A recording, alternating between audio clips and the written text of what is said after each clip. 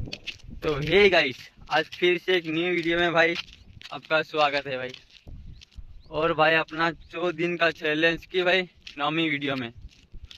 और भाई आज जा रहे हैं भाई मच्छी मारने, तो आपको बताएंगे भाई कैसे मच्छी मारते हैं। तो भाई इधर सब देखो भाई कंटेनर पड़े हुए हैं।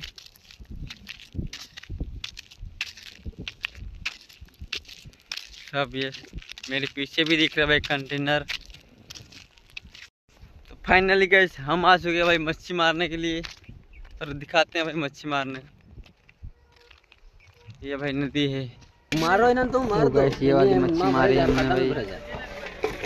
देखो भाई एक केकड़ी भी और ये वाली भी छोटी सी माशी माशी ज्यादा बड़ी नहीं है। ले भाई राहुल ले केकड़ा तो मार दिया था ना। ब्लॉग अच्छा लगा तो लाइक और फॉलो जरूर करें भाई। थैंक